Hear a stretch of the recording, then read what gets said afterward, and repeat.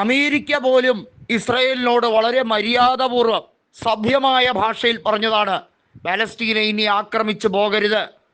അതിൽ ഒരു തീർപ്പ് കൽപ്പിക്കുന്നത് വരെ അമേരിക്ക ചില നയങ്ങളുമായി മുന്നോട്ട് വന്നിരുന്നു.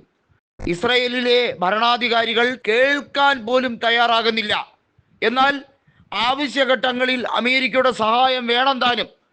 ഇസ്രയേലികൾ മനസ്സിലാക്കേണ്ടത്, അമേരിക്കയുടെ സഹായമില്ലാതെ ലോകരാജ്യങ്ങളുടെ മുമ്പിൽ ഇസ്രയേലിന് പിടിച്ചു നിൽക്കാൻ കഴിയില്ല. ഇസ്രയേൽ എന്നത് വെറും ഒരു പിറ്റ്ബുൾ ലോകരാജ്യങ്ങൾ കരുതിയിരിക്കുന്നത്. അതുകൊണ്ടാണ് ഇറാന്റെ പരമോന്നതകാരിയായ അയത്തുള്ള അലി ഖമനി പറഞ്ഞത്, നിങ്ങളൊക്കെ എത്ര വിചാരിച്ചാലും അമേരിക്ക എന്ന രാജ്യം നിങ്ങളെ കൈയൊഴിഞ്ഞാൽ നിങ്ങളുടെ നാശം ഉറപ്പിച്ചു എന്ന് എഴുതി വെച്ചോളൂ എന്ന് പറഞ്ഞത്. ഇസ്രയേൽ നരവേട്ട തുടങ്ങിയിട്ട് 2 കൊല്ലം കഴിയുകയാണ്.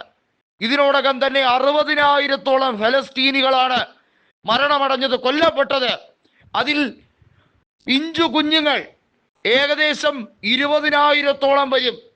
ഈ കണക്കുകൾ പുറത്തുവിടുമ്പോൾ ലോക മനസാക്ഷി ഞെട്ടിത്തരിക്കുകയാണ്. നോക്കൂ, നാറ്റോയിലെ സഖ്യരാജ്യങ്ങൾ ആദ്യം ഇസ്രയേലിനോടൊപ്പം അമേരിക്കയോടൊപ്പം കൂടിച്ചേർന്ന് നിന്ന സഖ്യരാജ്യങ്ങളാണ് പറയുന്നത്, ഫലസ്തീനിലെ ഈ നെറികേടുകൾ അവസാനിപ്പിക്കുക, ആ രാജ്യത്തെ സ്വതന്ത്രമായി പ്രഖ്യാപിക്കാൻ UN തയ്യാറാകുമ്പോൾ അതിലെ ഏതാനും ചില രാജ്യങ്ങൾ അവർക്ക് കൃമികടി കാരണം അവർ ഒരു രീതിയിലും സമ്മതിക്കാതെ ഇസ്രയേലിന്റെ നയങ്ങളോടൊപ്പം, തെറ്റായ നയങ്ങളോടൊപ്പം നിൽക്കുകയാണ്. ഇത് പൊക്കിപ്പിടിച്ചുകൊണ്ട് വർഗീയ വിഷം ചീറ്റുന്ന രീതിയിൽ നമ്മുടെയൊക്കെ നാട്ടിൽ ഏറ്റവും ഭിന്നിപ്പുണ്ടാക്കുന്ന, മതപരമായി ഭിന്നിപ്പുണ്ടാക്കുന്ന രീതിയിലാണ് ആർത്തട്ടഹസിച്ചുകൊണ്ട് മതഭ്രാന്തന്മാർ ഇറങ്ങിയിരിക്കുന്നത്. ഒന്ന് ആലോചിക്കണം, ഫലസ്തീനിൽ മരിച്ചു വീഴുന്ന പിഞ്ചു കുഞ്ഞുങ്ങൾ ഒരു നേരത്തെ ഭക്ഷണത്തിന് വേണ്ടി പല ക്യാമ്പുകളിൽ, ദുരിതാശ്വാസ ക്യാമ്പുകളിൽ കൈനീട്ടി നിൽക്കുമ്പോഴാണ് നിറയേറ്റ് വീഴുന്നത്. അതുപോലെ തന്നെ അവർ പട്ടിണി കിടക്കുന്നു, അമ്മമാരും കുഞ്ഞുങ്ങളും പട്ടിണി കിടന്ന് മരിക്കുന്നു. ഇതൊക്കെ ഉത്സാഹത്തോടെ ആഘോഷപൂർവ്വം ആസ്വദിച്ച് പറയുന്ന ഈ കൂട്ടങ്ങളെ കുറിച്ച് എന്താണ് പറയാനുള്ളത്? ഏറ്റവും നിർദയരായ ആളുകൾ. ഇവരെയൊക്കെ എന്ത് പേരിട്ടാണ് വിളിക്കേണ്ടത്? ഇവരൊക്കെ നമ്മുടെ സമൂഹത്തിൽ ജീവിച്ചിരിക്കുന്നു എന്ന് പറയുമ്പോൾ നമ്മൾ എത്ര ഭയാനകമായാണ് അത് ചിന്തിക്കേണ്ടത്. സ്വന്തം നാട്ടിൽ വർഗീയ വിഷം വമിപ്പിച്ചുകൊണ്ട് രാഷ്ട്രീയ നേട്ടം നടത്തുന്ന ഇതും ഇതിനപ്പുറവും പറയും എന്നുള്ളതാണ് യാഥാർത്ഥ്യം.